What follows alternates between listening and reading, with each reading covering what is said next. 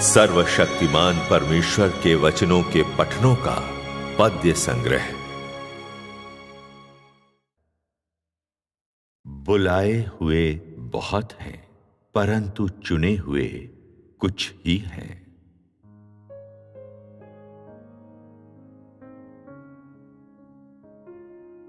पृथ्वी पर मेरे अनुयायी होने के लिए मैंने कई लोगों को खोजा है।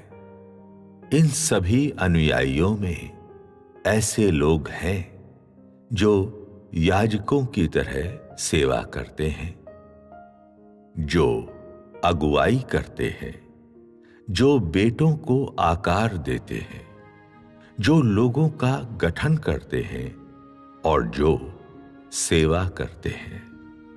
मैं उन्हें उस वफादारी के अनुसार जो वे मेरे प्रति दिखाते हैं भिन्न भिन्न श्रेणियों में विभाजित करता हूं। जब सभी मनुष्यों को उनके प्रकार के अनुसार वर्गीकृत कर दिया जाएगा, अर्थात जब प्रत्येक प्रकार के मनुष्य की प्रकृति स्पष्ट कर दी जाएगी, तब मैं उनके उचित प्रकार के बीच प्रत्येक मनुष्य की गिनती करूंगा और प्रत्येक प्रकार को उसके उपयुक्त स्थान पर रखूंगा, ताकि मैं मानव जाति के उद्धार के अपने लक्ष्य को प्राप्त कर सकूं।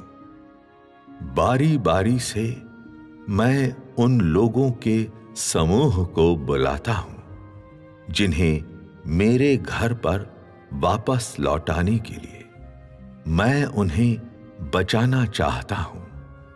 फिर इन सभी लोगों को अंत के दिनों के मेरे कार्यों को स्वीकार करने देता हूं। साथ ही साथ मैं मनुष्य को उनके प्रकार के अनुसार वर्गीकृत करता हूं। फिर उसके कर्मों के आधार पर प्रत्येक व्यक्ति को प्रतिफल या दंड देता हूं। इस प्रकार के कदम मेरे कार्यों में शामिल हैं।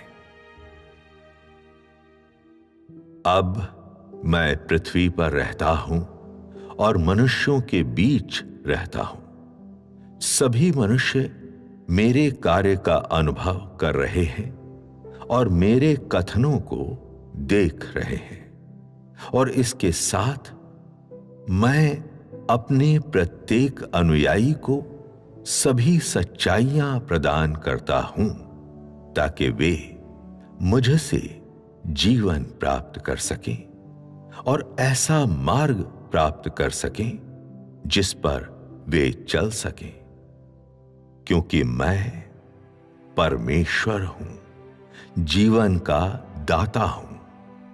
मेरे कार्य के कई सालों के दौरान मनुष्य ने काफी प्राप्त किया है और काफी त्याग किया है, मगर मैं तब भी कहता हूं कि मनुष्य मुझ पर वास्तव में विश्वास नहीं करता है। ऐसा इसलिए है क्योंकि मनुष्य केवल अपने ओठों से स्वीकार करता है कि मैं परमेश्वर हूं, जबकि मेरे द्वारा बोले गए सत्य से असहमत होता है और उस सत्य का तो बहुत ही कम अभ्यास करता है जो मैं उससे अपेक्षा करता हूं।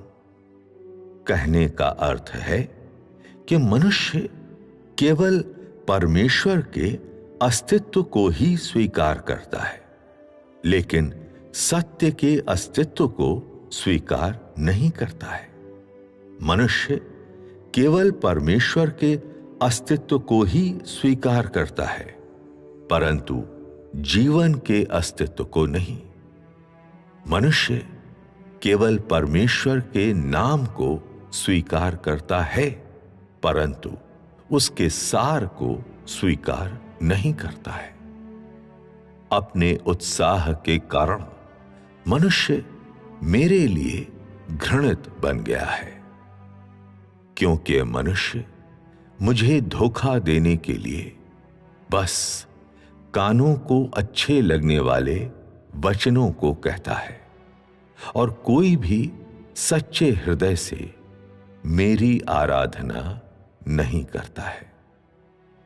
तुम लोगों की वाणी में सांप का प्रलोभन है। इसके अलावा यह चरम रूप से अहंकारी, असंदिग्ध रूप से प्रधान स्वर्गदूत द्वारा घोषणा है।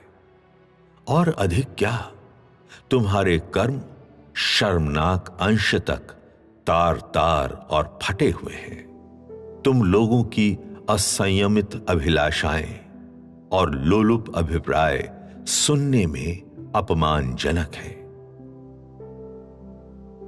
तुम सब लोग मेरे घर में पतंगे, घृणा के साथ छोड़ी जाने वाली वस्तुएं बन गए हो, क्योंकि तुम लोगों में से कोई भी सत्य का प्रेमी नहीं है, बल्कि ऐसे मनुष्य हो जो आशीषों के स्वर्ग में आरोहण करने के और मसीह के पृथ्वी पर अपनी सामर्थ्य का उपयोग करने के शानदार दर्शन को देखने के इच्छुक है। क्या तुम लोगों ने कभी सोचा है कि कोई तुम लोगों के समान इतनी गहराई तक भ्रष्ट कोई मनुष्य, और जो बिल्कुल भी नहीं जानता है कि परमेश्वर क्या है, कैसे परमेश्वर का अनुसरण करने के योग्य हो सकता है? तुम लोग स्वर्ग में कैसे आरोहण कर सकते हो? तुम लोग कैसे महिमा को देखने के योग्य बन सकते हो, जो अपने वैभव में अभूतपूर्व है? तुम लोगों के मुंह छल और गंदगी, विश्वासघात और अहंकार के वचनों से भरे हैं। तुम लोगों ने मेरे प्रति कभी भी ईमानदारी के वचन नहीं कहे हैं। मेरे वचनों का अनुभव करने पर कोई पवित्र वचन, समर्पण करने के कोई वचन नहीं कहे हैं। अंततः तुम लोगों का यह विश्वास किसके जैसा है? तुम लोगों के हृदयों में अभिलाषाएं और संपत्ति भरी हुई है। तुम्हारे दिमागों में भौतिक चीजें भरी हुई है। हर दिन तुम लोग गणना करते हो कि मुझसे कोई चीज कैसे प्राप्त करें। तुमने मुझसे कितनी संपत्ति और कितनी भौतिक वस्तुएं प्राप्त कर ली हैं। हर दिन तुम लोग और भी अधिक आशीषें अपने ऊपर बरसने का इंतजार करते हो, ताकि तुम लोग और भी अधिक तथा और भी बेहतर तरीके से उन चीजों का आनंद ले सको, जिनका आनंद लिया जा सकता है। प्रत्येक क्षण तुम लोगों के विचारों में जो रहता है वह मैं नहीं हूं, न ही वह सत्य है जो मुझसे आता है, बल्कि तुम लोगों के पति पत्नी, बेटे बेटियां, या तुम क्या खाते या पहनते हो, और कैसे तुम लोगों का आनंद और भी अधिक बेहतर हो सकता है, आता है। यहां तक कि जब तुम लोग अपने पेट को ऊपर तक भर लेते हो, तब क्या तुम लोग एक लाश से जरा सा ही अधिक नहीं हो? यहां तक कि जब तुम लोग अपने बाहरी स्वरूप को सजा लेते हो, क्या तुम लोग तब भी एक चलती फिरती लाश नहीं हो जिसमें कोई जीवन नहीं है? तुम लोग तब तक अपने पेट के लिए कठिन परिश्रम करते हो जब तक कि तुम लोगों के सिर के बाल सफेद होकर चितकबरे नहीं हो जाते हैं। फिर भी तुम में से कोई भी मेरे कार्य के लिए एक बाल तक बलिदान नहीं करता है।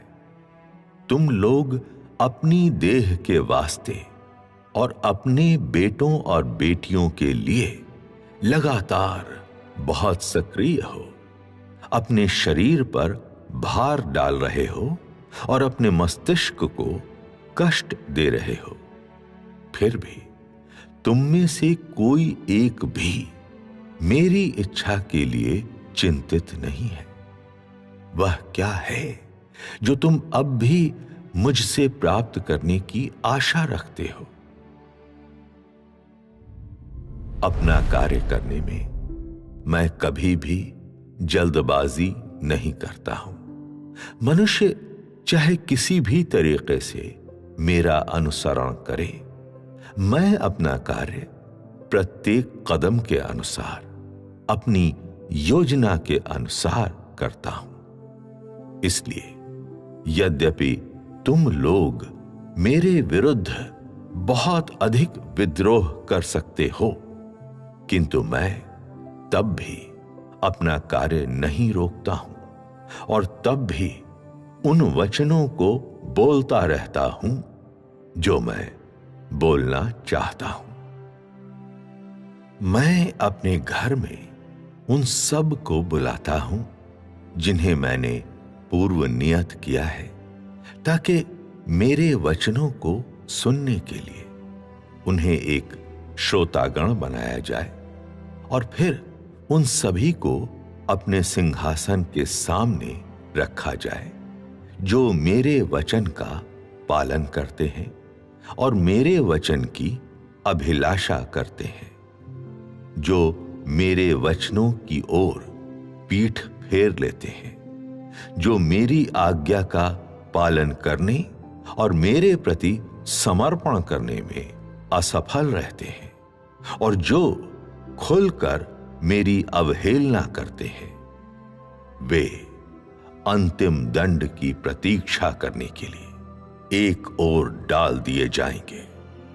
सभी मनुष्य भ्रष्टता के बीच और दुष्ट के हाथ के अधीन रहते हैं। इसलिए मेरा अनुसरण करने वालों में से बहुत से लोग वास्तव में सत्य की अभिलाषा नहीं करते हैं। कहने का अर्थ है कि अधिकांश सच्चे हृदय से या सत्य के साथ मेरी आराधना नहीं करते हैं, बल्कि भ्रष्टता, विद्रोह और कपटपूर्ण उपायों से मेरा विश्वास प्राप्त करने की कोशिश करते हैं। यही कारण है कि मैं कहता हूं, बुलाए हुए बहुत हैं, परंतु चुने हुए कुछ ही हैं। वे सभी जो बुलाए गए हैं अत्यंत भ्रष्ट हैं और एक ही युग में रहते हैं, किंतु जो चुने गए हैं वे केवल वह समूह है जो सत्य पर विश्वास करते हैं और इसे स्वीकार करते हैं और जो सत्य का अभ्यास करते हैं। ये लोग समष्टि का एक मामूली हिस्सा होते हैं और इन लोगों के बीच से मैं और भी अधिक महिमा प्राप्त करूंगा। इन वचनों से मापने पर क्या तुम लोग जानते हो कि तुम लोग चुने हुए लोगों में से हो? तुम लोगों का अंत कैसा होगा? मैं पहले ही कह चुका हूं कि जो मेरा अनुसरण करते हैं वे बहुत हैं, परंतु जो मुझसे सच्चे दिल से प्रेम करते हैं वे बहुत ही कम हैं। हो सकता है कि कुछ लोग कहें कि यदि मैं तुमसे प्रेम नहीं करता तो क्या मैंने इतनी बड़ी कीमत चुकाई होती? यदि मैं तुमसे प्रेम नहीं करता तो क्या मैंने यहां तक तुम्हारा अनुसरण किया होता? निश्चित रूप से तुम लोगों के पास कई कारण हैं और तुम लोगों का प्रेम निश्चित रूप से बहुत ही महान है, किंतु मेरे लिए तुम लोगों के प्रेम का क्या सार है? प्रेम जिस प्रकार से यह कहलाता है, ऐसी भावना का संकेत करता है जो शुद्ध और दोष रहित हो। जहां तुम प्रेम करने, महसूस करने और विचारशील होने के लिए अपने हृदय का उपयोग करते हो। प्रेम में कोई शर्त, कोई अवरोध या कोई दूरी नहीं होती है। प्रेम में कोई संदेह, कोई कपट और कोई धूर्तता नहीं होती है। प्रेम में कोई दूरी नहीं होती है और कुछ भी अशुद्ध नहीं होता है।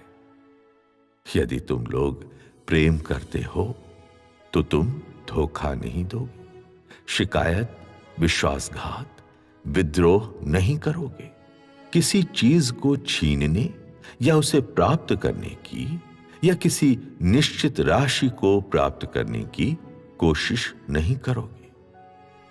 यदि तुम लोग प्रेम करते हो तो खुशी खुशी बलिदान करोगे, विपत्ति को सहोगे और मेरे अनुकूल हो जाओगे। तुम अपना सर्वस्व मेरे लिए त्याग दोगे। तुम लोगों का परिवार, तुम लोगों का भविष्य, तुम लोगों की जवानी और तुम लोगों का विवाह, अन्यथा तुम लोगों का प्रेम बिल्कुल भी प्रेम नहीं होगा, बल्कि केवल कपट और विश्वासघात होगा।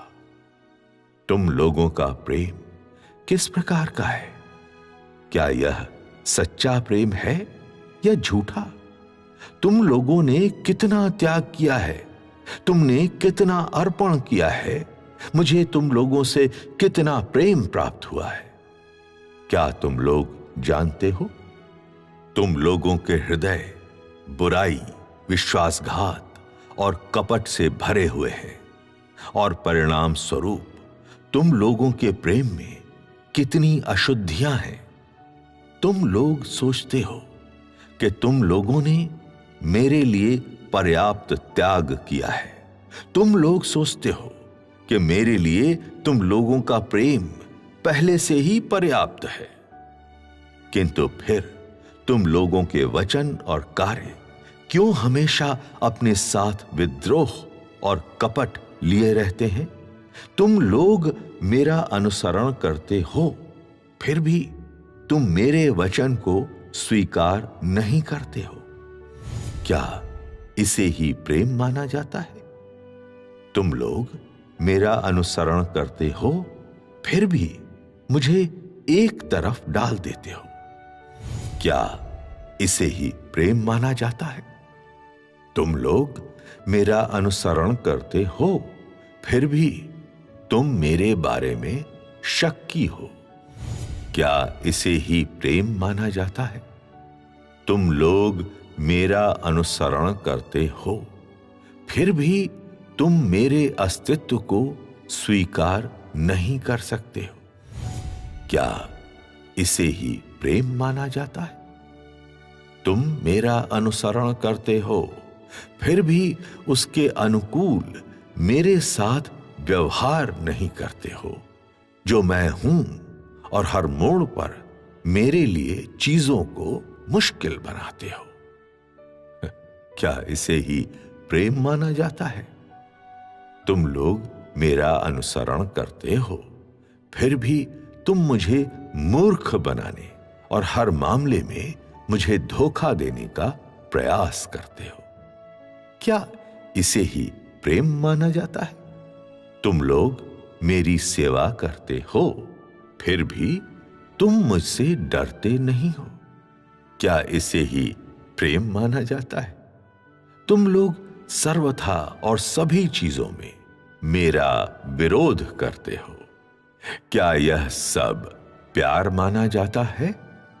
तुम लोगों ने बहुत बलिदान किए हैं, यह सत्य है, जिसकी मैं तुमसे अपेक्षा करता हूं। क्या इसे प्रेम माना जा सकता है?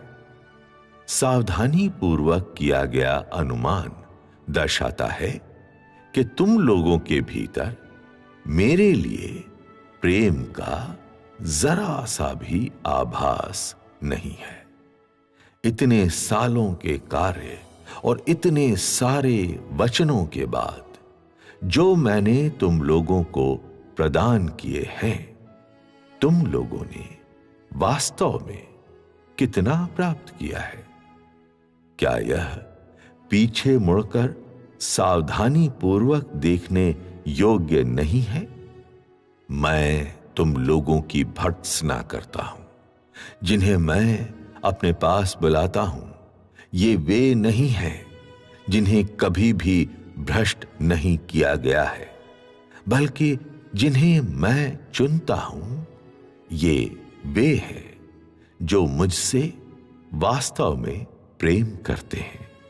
इसलिए तुम लोगों को अपने वचनों और कर्मों में सतर्क रहना चाहिए और अपने अभिप्रायों और विचारों को जांचना चाहिए, ताकि वे अपनी सीमा रेखा को पार न करें। अंत के दिनों के इस समय में अपने प्रेम को मेरे सम्मुख अर्पित करने के लिए अपना अधिकतम प्रयास करें। कहीं ऐसा ना हो कि मेरा कोप तुम लोगों के ऊपर से कभी भी न जाए।